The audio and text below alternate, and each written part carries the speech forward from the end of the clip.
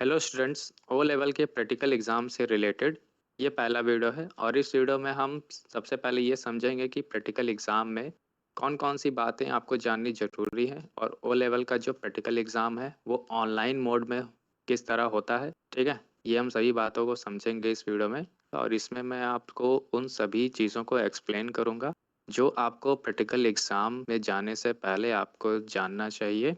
ठीक है, और कुछ ऐसे भी चीज़ें हैं जो आपको प्रैक्टिकल एग्ज़ाम में नहीं करना है, नहीं तो आपको दिक्कतें हो सकती हैं, आप यहाँ तक कि फेल भी हो सकते हैं। ठीक है, तो क्या चीज़ें हैं जो आपको नहीं करना है, वो उन सभी बातों को हम समझेंगे इस वीडियो में। ठीक है, चलिए स्टार्ट करते हैं इस वीडियो को।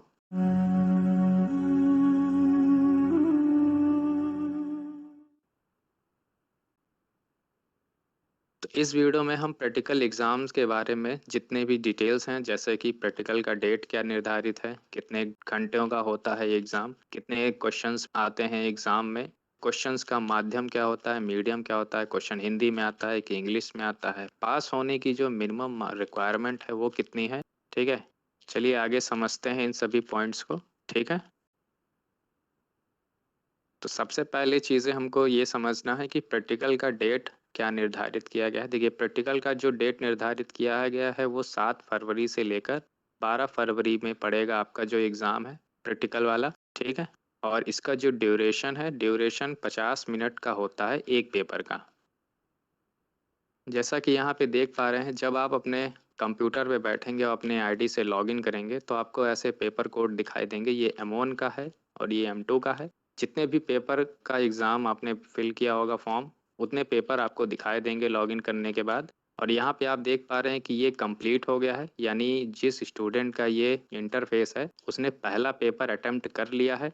यहाँ पे लिखा है ना, you have already completed it. अब वो दूसरे पेपर का जो एग्ज़ाम है वो उसी समय बैठा रहेगा, उसी सिस्टम पर ही उसका लॉगिन रहेगा, और वो दूसरे वाले पेपर का भी एग्ज़ाम उसी सिस्टम पर उसी आईडी से लॉगिन करके ही देगा। ठीक है, तो प्रत्येक पेपर का जो टाइम होता है वो 50 मिनट होता है। और अगर आपने एक से अधिक मॉड्यूल का फॉर्म भरा है तो आपको उसी सिस्टम पर बैठे बैठे सारे पेपर्स अटेम्प्ट करने होते हैं। ठीक है, अब अगला सवाल ये है कि कितने क्वेश्चंस आते हैं।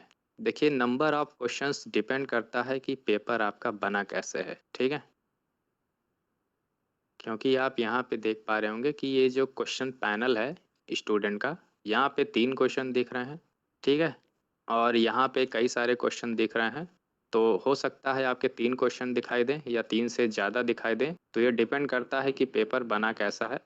पिछले एग्ज़ाम की अगर बात करें जुलाई 23 के एग्ज़ाम का, तो उसमें 3 ही क्वेश्चन थे हर पेपर में, और 3 में से आपको 2 अटेम्प्ट करने होते थे। ठीक है, 3 क्वेश्चन में से आपको 2 क्वेश्चन अटेम्प्ट करने होते थे। ये जुलाई 23 के पेपर एग्ज़ाम का जो पैटर्न है उसकी बात मैं कर रहा हूँ। ठीक है, अगला सवाल ये है कि क्वेश्चन का माध्यम क्या होता है। क्वेश्चन का माध्यम, अगर आप सोच रहे हैं हिंदी या इंग्लिश दोनों में रहता है, तो ऐसा नहीं है। क्योंकि पिछले एग्ज़ाम में, जो जुलाई 23 का जो एग्ज़ाम हुआ था, उसमें जो एग्ज़ाम था वो आपका सिर्फ़ और सिर्फ़ इंग्लिश मीडियम में हुआ है। ठीक है, आपका जो क्वेश्चन है वो यहाँ पे लिखा हुआ दिख रहा होगा। आपका ऐसे ही वहाँ पे भी एग्ज़ाम का क्वेश्चन आपको दिखेगा, वो प्योरली इंग्लिश में ही रहता है। आपको खुद से इंग्लिश में ही क्वेश्चन को समझना है और उसका आंसर आपको देना है। ठीक है, तो इसका जवाब ये है कि पेपर का जो माध्यम होता है वो इंग्लिश में ही होता है। ठीक है, अगला सवाल है कि मिनिमम मार्क्स क्या है इस प्रैक्टिकल एग्ज़ाम को निकालने का या पास होने का। तो मिनिमम मार्क्स का जो चार्ट है वो कुछ ऐसा है। देखिए, थ्योरी में भी आपको कम से कम 33 पाना होता है पासिंग मार्क्स के लिए 100 में से, और प्रैक्टिकल में भी आपको पास होने के लिए 33 ही चाहिए 100 में से। ठीक है, तो कम से कम 100 में से आपको 33 मार्क्स पाने होते हैं प्रैक्टिकल एग्ज़ाम को क्लियर करने के लिए। ठीक है, ओवरऑल आपका रिजल्ट क्या आएगा, या प्रैक्टिकल एग्ज़ाम में कितना परसेंट हम पाएँ कि आपका ओवरऑल जो है वो क्लियर हो जाए पेपर। क्योंकि आपको पता है कि प्रैक्टिकल में अगर आप 60 मार्क्स पाते हैं, तो वो पूरा का पूरा 60 आपके टोटल में नहीं जुड़ता है, उसका सिर्फ़ 40% ही आपके मेन रिज़ल्ट में जोड़ा जाएगा। तो अगर आप 60 मार्क्स पाते हैं प्रैक्टिकल में, तो 60 में से सिर्फ़ 24 नंबर, जो कि 40% निकाल के आपको करना है, तो 60 का 40% सिर्फ 24 नंबर ही आपका जोड़ा जाएगा प्रैक्टिकल का, ठीक है। ये मेन में जोड़ा जाएगा। हालांकि पास होने के लिए सिर्फ 33 ही चाहिए और आप 60 पाए हैं तो आप प्रैक्टिकल में तो पास हैं, लेकिन पूरे मॉड्यूल की जब बात करी जाएगी तो उस मॉड्यूल में आप क्लियर हैं कि नहीं क्लियर हैं, उसके लिए सिर्फ 40% ही 60 का जोड़ा जाएगा। तो डिटेल वीडियो मैंने इसका पहले से ही बना के रखा है कि आपका जो ग्रेडिंग सिस्टम या मार्किंग सिस्टम है वो कैसे होता है। उसका वीडियो मैंने पहले ही बना के रखा हुआ है, आप इस वीडियो को देख लीजिएगा कि कैसे नंबर्स कैलकुलेट किए जाते हैं, ठीक है। क्रिटिकल थ्योरी अलग अलग। अब हम समझते हैं कि आपको कौन से काम है जो आपको नहीं करने चाहिए, ठीक है। क्योंकि अगर आप वो काम करेंगे तो हो सकता है आपका नंबर कम मिले, या हो सकता है नंबर कम मिलने की वजह से आप फेल भी हो जाएं, ठीक है। तो सबसे पहले तो आप इन पॉइंट्स को नोट कर लीजिए। आप इसमें ध्यान में रखिएगा कि एक बार लॉगिन करने के बाद, जो कि लॉगिन एक सिंगल ब्राउज़र विंडो से होता है, क्योंकि आपका जो एग्ज़ाम है वो ऑनलाइन होता है। तो आपको एक जब भी आप एक ब्राउज़र से आप लॉगिन कर लेंगे तो candidate can not log in from any other browser, या उसी ब्राउज़र के अलग से टैब से। तो एक बार अगर आप लॉगिन कर लेते हैं तो आप दोबारा लॉगिन नहीं कर सकते हैं, ये ध्यान दीजिएगा। If the candidate tries to do so, अगर आप ऐसा करने की कोशिश करते हैं, द टेस्ट में बी सबमिटेड ऑटोमेटिकली, जो टेक्स्ट है या एग्ज़ाम जो चल रहा है वो ऑटोमेटिक सबमिट हो जाएगा, ये ध्यान रखिएगा। तो अगर ऑटोमेटिक सबमिट हो गया और आपने कोई भी अटेम्प्ट नहीं किया है क्वेश्चन का, तो आप फेल डिक्लेयर कर लिए जाएंगे, ठीक है। क्योंकि कोई भी क्वेश्चन अटेम्प्ट नहीं किए हैं तो आपको 0 ही मिलेगा, तो इस केस में आप फेल हो सकते हैं। तो ये कोशिश आप मत करिएगा, ठीक है।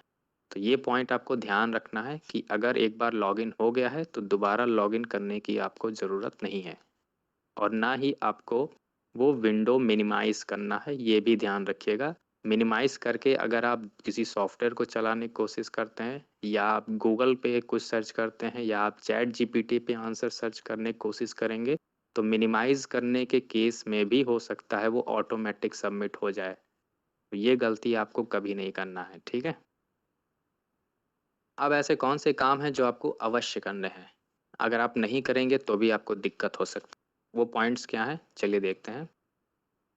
सबसे पहले तो जब आप लॉगिन करेंगे एक पेपर मॉड्यूल के अंदर, तो आपको एक क्वेश्चन पैनल दिखाई देगा। क्वेश्चन पैनल में नंबर ऑफ क्वेश्चंस दिखाई देते हैं, कितने क्वेश्चंस आपके क्वेश्चन पेपर में है, और जो भी आप अटेम्प्ट कर चुके हैं वो आपको ग्रीन कलर में दिखेगा, और जो आपने अटेम्प्ट नहीं किया है वो आपको वाइट कलर में दिखेगा, ठीक है। तो यहाँ पे एक जो क्वेश्चन है उसका जो बैकग्राउंड कलर है वो ग्रीन है, मतलब एक क्वेश्चन आपने अटेम्प्ट कर लिया है। तो ये आपको ध्यान देना है कि आंसर जो आप दे चुके हैं क्वेश्चन का, उसको आप सेव जरूर करिए, ठीक है। अगर आप आंसर सेव नहीं करेंगे तो आपका वो ये ग्रीन नहीं होगा और आपका अटेम्प्ट माना नहीं जाएगा। तो अगर 2 क्वेश्चन अटेम्प्ट करने हैं 3 में से, तो आपका कम से कम 2 ग्रीन आपका यहाँ पे होना चाहिए। आप तीनों क्वेश्चंस को भी सॉल्व कर सकते हो, ऐसा कोई यहाँ पे नियम नहीं है कि आपको 2 ही करना है। अगर 2 कहा गया है तो आप 3 भी कर सकते हैं, ठीक है। लेकिन कम से कम 2 होने चाहिए ग्रीन, ठीक है। ये ध्यान रखिएगा, नहीं तो अगर आपने आंसर सेव नहीं किया है तो आपको कोई भी पास नहीं कर सकता है, ये ध्यान रखिएगा। अगर आपने अटेम्प्ट नहीं किया है तो आपको फेल डिक्लेयर कर दिया जाएगा। और एक एक पॉइंट और आपको याद रखना है या ध्यान देना है कि एक एक बटन आपको दिखेगा एंड टेस्ट नाम का, ठीक है। तो जब आपके कम से कम जितने भी क्वेश्चंस अटेम्प्ट करने हैं उतने आपके ग्रीन हो जाएं, आपका जो एग्ज़ाम है वो अगर कंप्लीट हो गया है, तो आपको एंड टेस्ट का बटन दिखेगा, और इस बटन पे क्लिक करके आपको क्या करना है, अपने टेस्ट को सबमिट करना है। और ये मैंडेटरी प्रोसेस है एग्ज़ाम को ख़त्म करने का, यानी आपको ये करना ही करना है एग्ज़ाम कंप्लीट करने के लिए, ठीक है। तो ये भी आपको ध्यान रखना है। और कुछ पॉइंट्स हैं जैसे there is no negative marking, तो कोई भी नेगेटिव मार्किंग नहीं है, ठीक है। यानी गलत जवाब के आपके कोई नंबर नहीं काटे जाएंगे।